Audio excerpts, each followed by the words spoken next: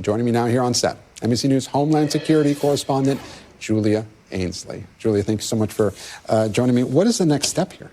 Yeah, I mean, look, the White House, as you know, has to review exactly which benefits they're going to cut off. But some of those could include infant assistance. This assistance that goes out to pregnant women and young babies. It includes healthy foods for women who are about to have babies and infant formula.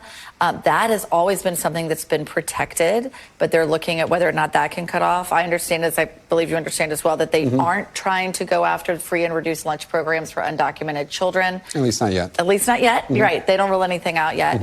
And then there are some states that do allow some welfare benefits to go, allow people in those states access to federal welfare dollars, especially if they're on a parole program. And as you know, over 800,000 people came in under those programs under Biden. Do you think that this is having the desired deterrent effect at this point? I was just at the border just yesterday, and as you well know as well, that illegal border crossings are down significantly.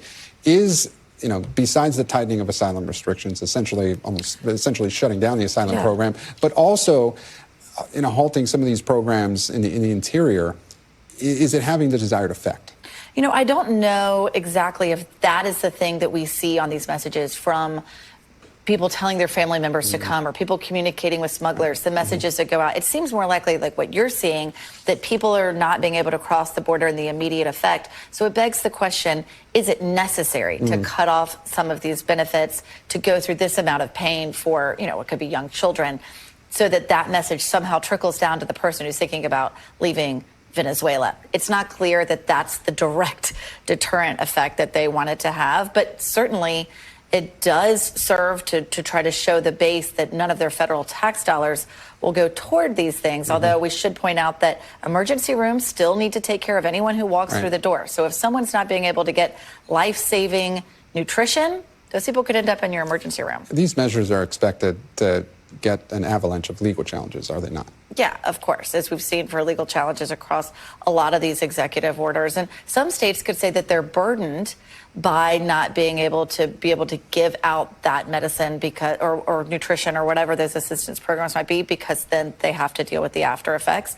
And you could also argue that if this money was already allocated by Congress, that Trump isn't in his position to be able to cut off those funds. You know, I spoke with a White House official today, and also we had Stephen Miller at the White House briefing touting that, you know, they view immigration as perhaps the administration's biggest success of its first month. What have you been hearing that the administration is considering?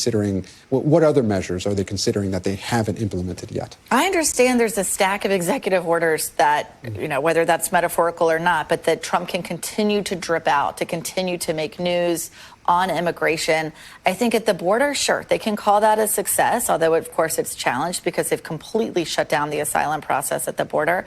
As far as arrests and deportations, though, I don't know that they can call that a success yet, because as we've seen, those numbers are not high enough really to please the president yet. And we know that's something he's been angry about. Yeah, and the question will be, a lot of questions for Congress as well. Will they fund that deportation effort? That still remains an open question. Yeah, and they need that.